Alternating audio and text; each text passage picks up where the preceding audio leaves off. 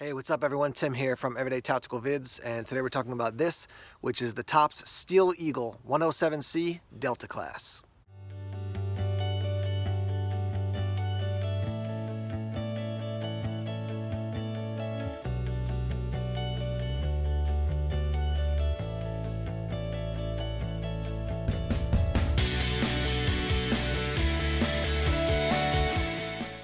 So I got this knife directly from Tops for review. I saw this months and months ago at some industry show. It was either a SHOT Show or blade show. And I said to them, hey, as soon as those are in production, I would love to review one. So they sent it over for review. So we're going to put this thing to use on camera in a minute. Let's just talk through some of the details. You see the tip there. They're calling this a hunter's point. Some people might call it a drop point. They also have it in a tanto as well. You've got that saw back. You've got some jimping up there on the top. Cool handle. So we've got kind of this brown, kind of orangish micarta. It goes micarta, red liner, black micarta, and then steel. So just to give you a close-up look at that, which I think is really cool. I like the thickness of this handle. I feel like I've got excellent control of this knife. Lanyard to hold down at the bottom. You could use that to break things up. I want to be careful because it's not, it's a little bit close to the edge of the handle, but you could certainly use that to smash things if you needed to.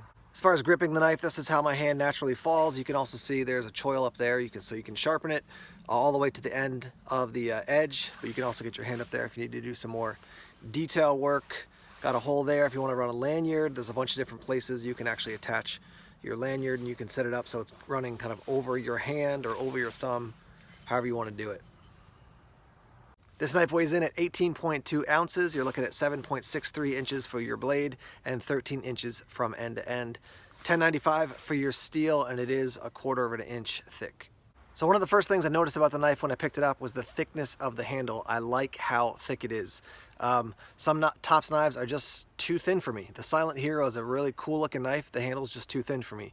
The other thing is the ergonomics of the handle, in that you kind of grip it with 3 fingers down and then your finger in this little kind of finger guard choil area. It's similar to the El Chete in that way. So you've got 3 fingers down and then 1 finger up there. I will tell you that the thickness of this handle is even thicker than the El Chete, which I like this handle, but I like this one even more. Here's a look at the sheath. You can see it is Kydex. You can also see it has the outline of the tanto point, even though this is the hunter's point. So they basically, looks like they made the sheaths for the tantos knowing that they'd fit both. Good solid sheath. I like that kind of tannish, brownish color. And then there's your clip on the back. Good retention. This thing spins, so you can set it up at a variety of different angles.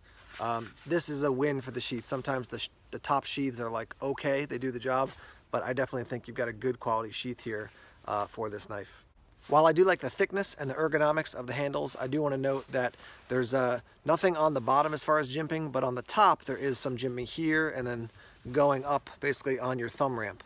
So just be aware of that. For me, that's not a major issue. I mean, this is a knife that's made to be used really aggressively, so having that extra control is good. I haven't found that the jimping on the spine digs into my hand, and even the thumb ramp. I mean, I can definitely feel it in my hand, so a pair of gloves are going to be a win for this, but it's not wrecking my hand. I would call it just above or just in between mild and aggressive as far as the jimping.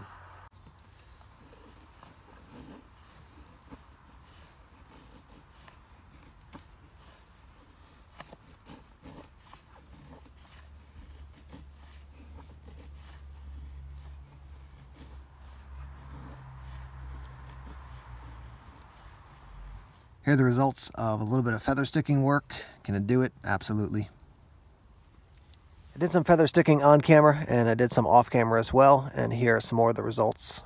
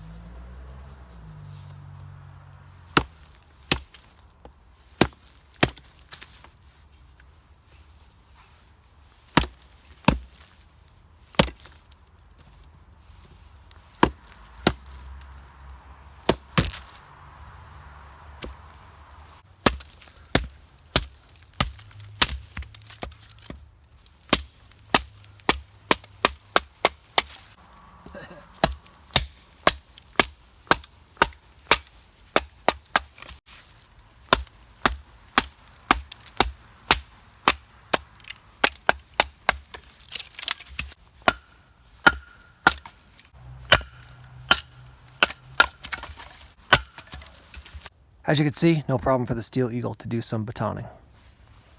So you saw some lighter chopping there. We're going to do some more aggressive chopping. I've got 3 fingers looped through my lanyard, and this is about probably 3 inches across, very dead wood. So let's see how the Steel Eagle does with this.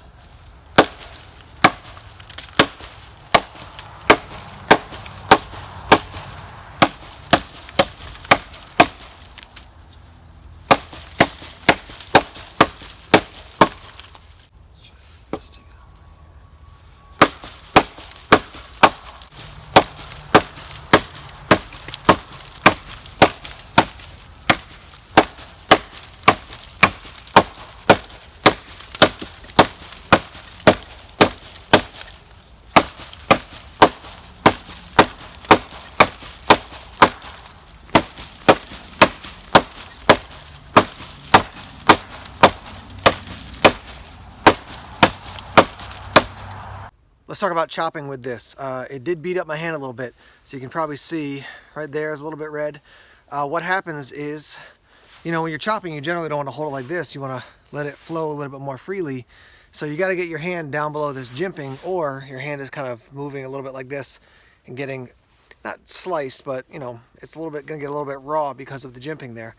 When you do choke back like this though, as you're chopping, this little hook wants to slide up, and that's digging into my middle finger and my ring finger a little bit.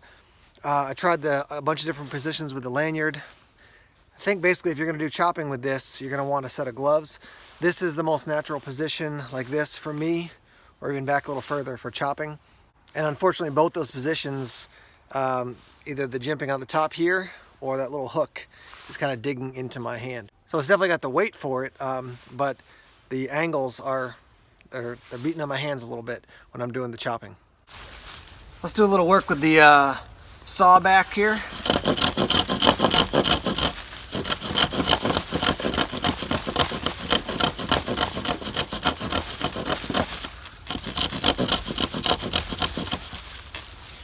So yeah, that definitely does the job. This is not meant to replace a saw, you know, in general in the woods, but to give you an opportunity to notch some things and to do a little bit of saw-like work. You know, if it's like this or a Baco Laplander, or my favorite is the Corona, I'm going to choose a dedicated saw, but it does give you some more options as far as notching and doing work like this.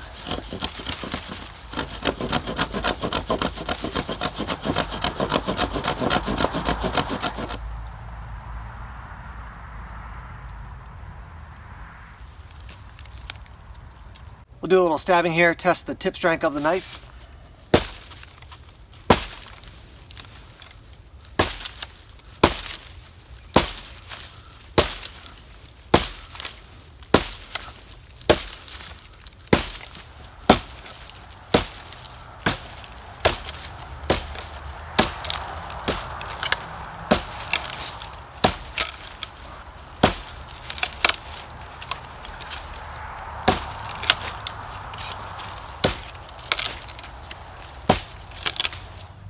Here's a little close-up look of the work we did. Got down pretty deep into that wood.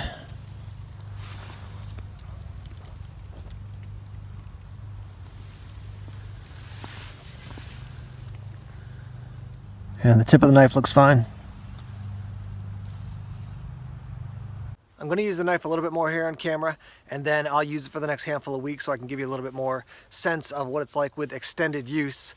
But one thing I can tell you, so far it does a great job in all the tasks I put in front of it. It's just that the handle is hurting my hand, and not the thickness, but the jimping and the angle right there. So I'm going to do some chopping and stabbing right now with a glove on, just to see if that makes a big difference in the comfort level. I can't feel the jimping at all in my hand right now. So maybe this is a knife that you want to use, you know, with gloves if you're doing some more of that aggressive work, but let's give it a shot and see what we think.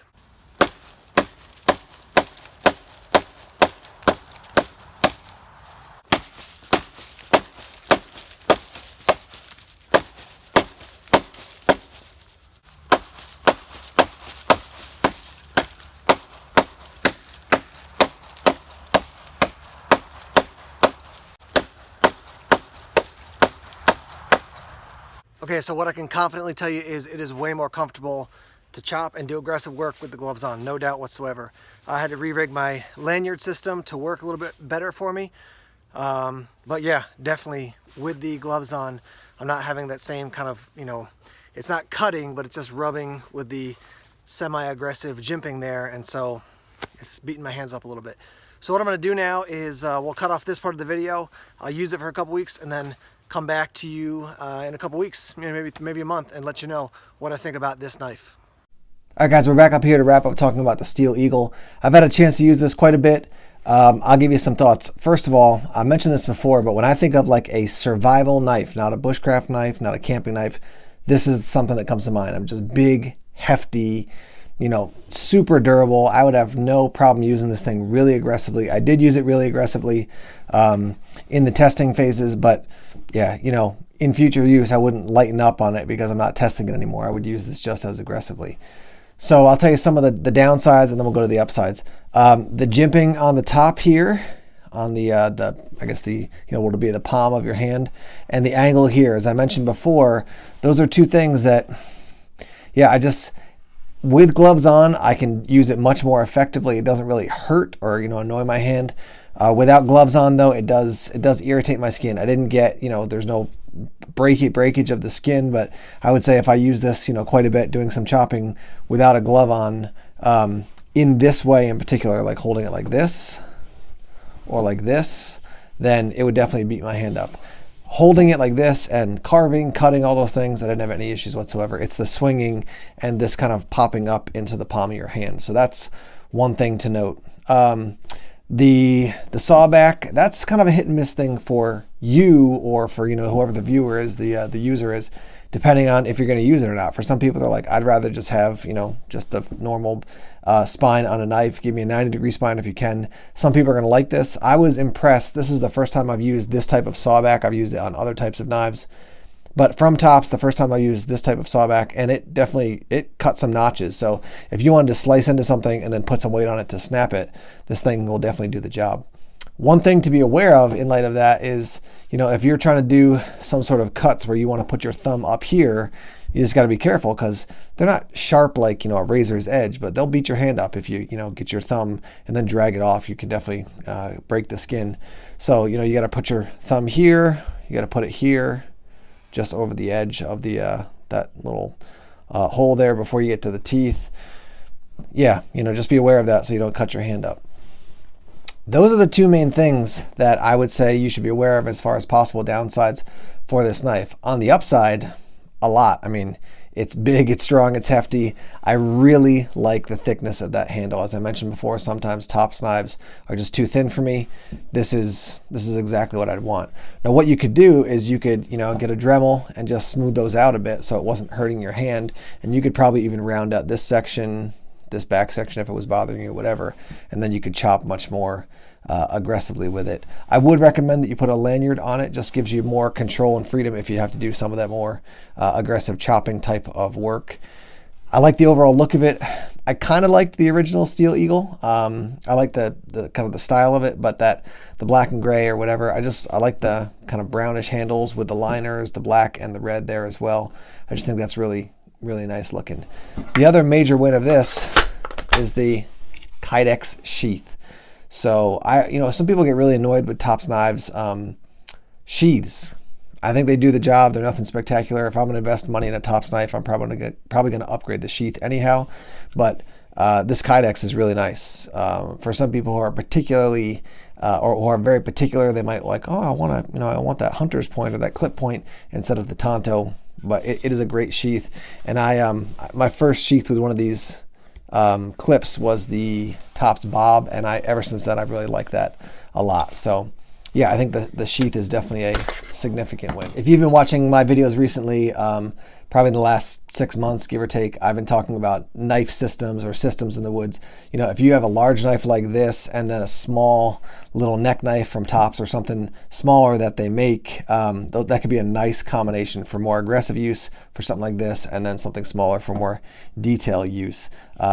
This is definitely going to be an all-around knife. It's going to do a lot of things. It's going to chop, slice, cut, do all those things. It's not going to be awesome for detail work. It's not going to be equivalent to an axe, but it's going to run the full gamut at, I would say, an above average rate. And it just looks, just look at that thing. Just like, that's beastly. That's something to be, that's a force to be reckoned with. So yeah, once again, we're looking at the Steel Eagle 107C Delta class. This knife from Tops, to me, is a win. Cool knife. And, you know, bottom line, I think Tops has so many options out there. Just know what you're buying the knife for. If you're saying, I'm buying a knife because I want to hunt, then maybe I think the Wind River is probably a better option for you, because if you want to do, you know, game prep out in the field and stuff. If you're like, I want a survival knife, I want a carving knife, or whatever it is, just choose the right knife that fits into what you're doing. But this thing, it did function well, it does function well, and just kind of a cool overall knife. All right, guys, thanks as always for checking out the videos here on Everyday Tactical Vids. Please subscribe if you haven't done so already. Just click that little red subscribe button. Like us on Facebook, follow us on Twitter, check us out on Instagram and Tumblr as well. More videos coming soon. Take care.